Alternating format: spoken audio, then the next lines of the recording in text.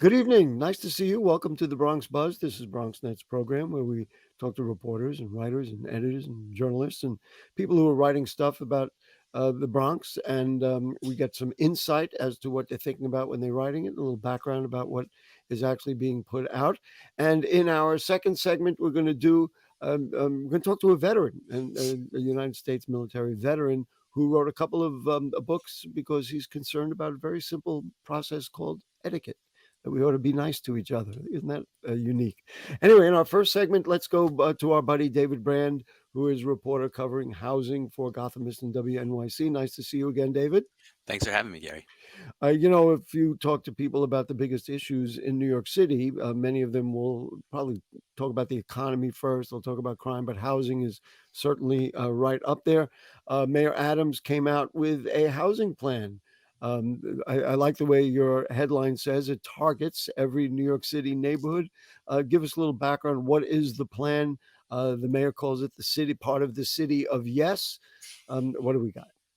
Well, you're right. He's targeting every neighborhood in the city. He says he's going to build a little more housing in every part of New York City, and that includes the suburban parts of Staten Island, Northeast Queens, even parts of the Bronx, as well as like core Manhattan, where we have these cavernous office towers on either side of the street, and many of them unused, so it could make way for some new apartments. So, a couple points here. I guess it's actually a lot of different proposals packaged into one thing that is going to go before community boards and go before the city council for final approval. And some of the main takeaways are plans to allow one and two family homeowners to put up another apartment either in the basement or in the backyard or in the attic legally at their residences. So that's targeting those kind of lower density areas. And then he says they're going to do the missing middle housing, which is adding kind of some affordable housing, some market rate housing to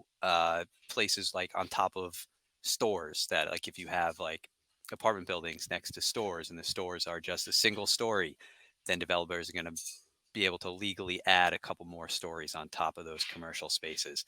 And then, as I noted, in these very dense, like core Manhattan areas, going to be able to make it easier to convert offices into housing. So, That's something for to everyone. me that's a really a big one.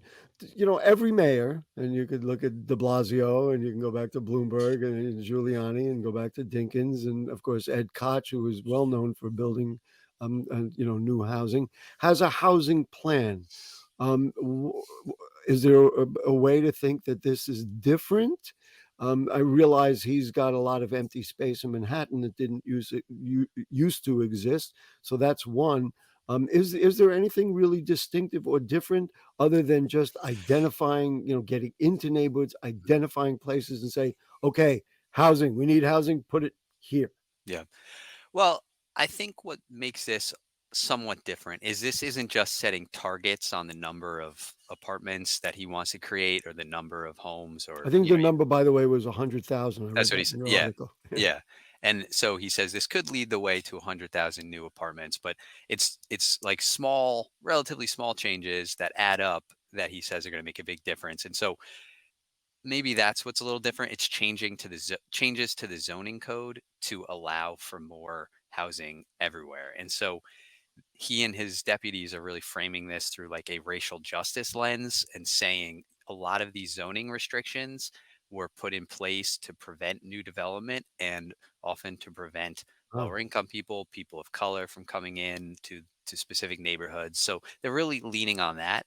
And Hmm. there's definitely truth to that. I don't know if, if no single proposal here is going to like end the housing crisis, but There's no easy answer. yeah, taken together, maybe put a dent in it.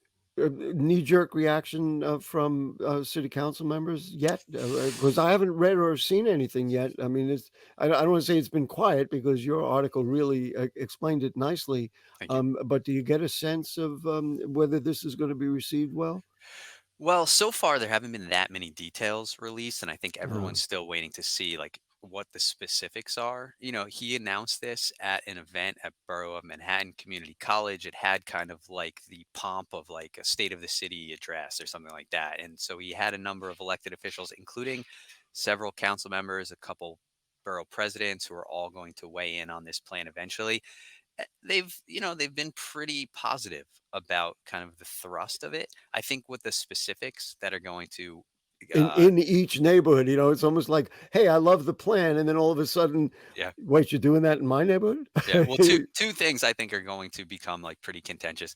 One is there's some focus on affordable housing, but there's not really any details on like what that actually means. And so if Right. you're allowing developers to add extra space in their projects if they make it affordable, but they don't say like what the income levels for that is. And the other one I think is going to appeal to a lot of, or I think a lot of viewers going to hear about is taking away requirements that developers have to add off-street parking to I new you housing. you literally hit the 2 things that I circled out of which I have right in my notes. So let's start with the first one.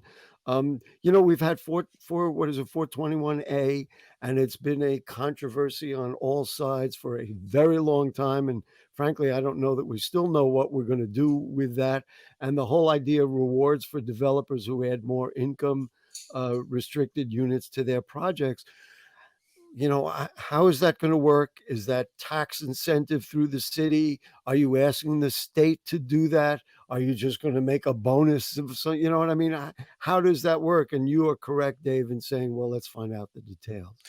Right, and I think that's the main takeaway right now. Like I've talked to some people in the private development sphere, and they say Mhm. yes, developers will take advantage of that bonus Well, of if course. there's an incentive to do it, which right now there might not And be. in some neighborhoods, you talked about even quote unquote suburban type neighborhoods, you start doing that, all of a sudden your very happy project is not all of a sudden happily welcomed and rezoning is not happily welcomed in Right. that particular community. Yeah. This is going on all over the place. And certainly in the East Bronx, we've had plenty of that, that whole notion.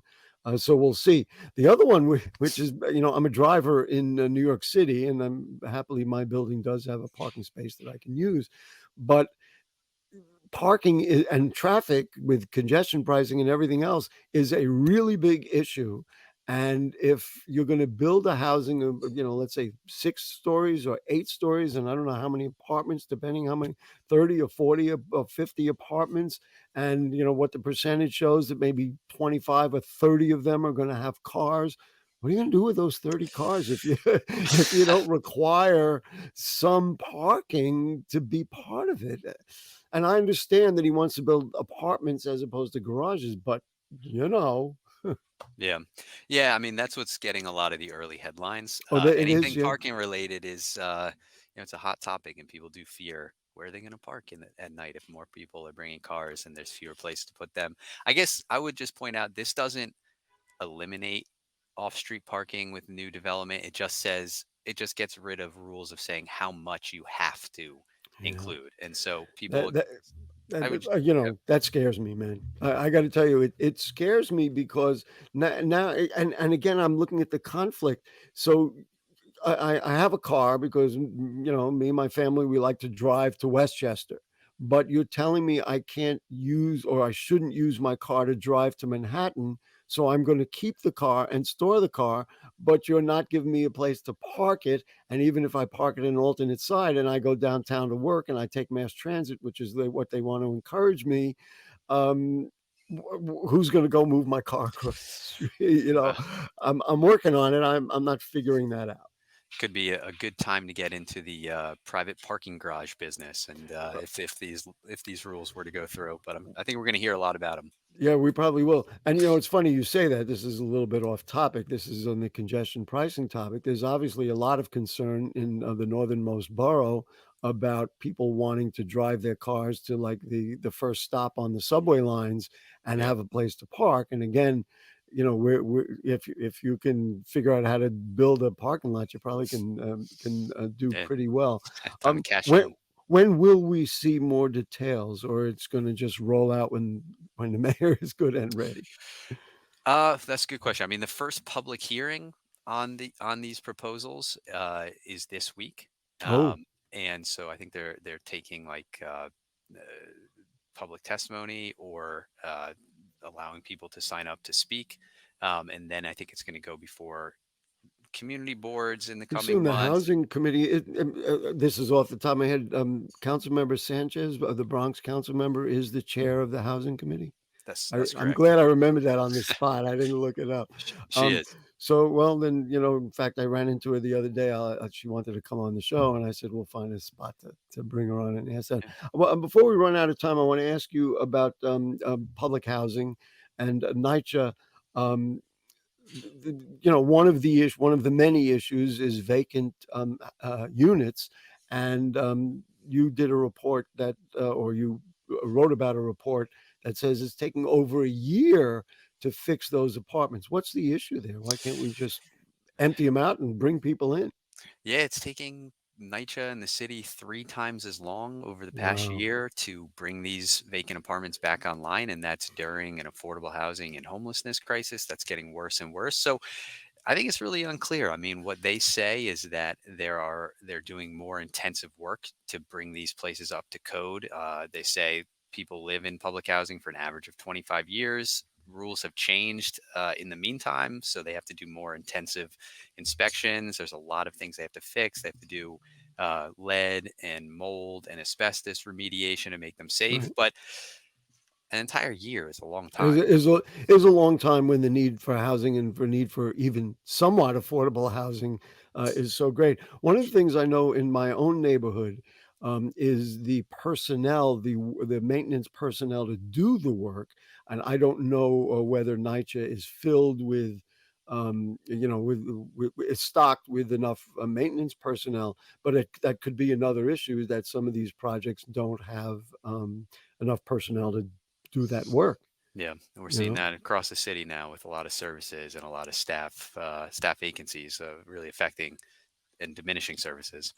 Dave, we got about a minute left. Our guest, David Brand from WNYC and Gothamist, who deals with housing. You got something coming up that you want to tell us about? Well, we launched an eviction tracker Oh, a yes, couple right. months ago, and that's uh, mapping all of the executed evictions in New York City. And it's kind of unique because a lot of the reporting you see on evictions is about filing. These are actually evictions that marshals have carried out. People have been displaced. So you can check that out on our website.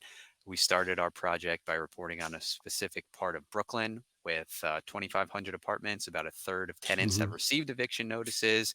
We're focusing on Staten Island, and we're going to be working on the Bronx as well. So I was love. going to say you got to come up here. I think the last report I saw said that the Bronx was second most evictions in the state, and that would, of course, be of concern to us. David Brand, what would we do without you? We'd have no place to live. Uh, Probably not. But anyway, really, David, you do a great job Thank at you. Gothamist. Let's check him out. He does housing for WNYC and Gothamist, and he also comes on our program and tells us what's going on. We appreciate that. Thanks for having me. Great. We'll take a short break, and then we're going to let's see, people learning everyday etiquette. That's what's coming up next. Don't go away.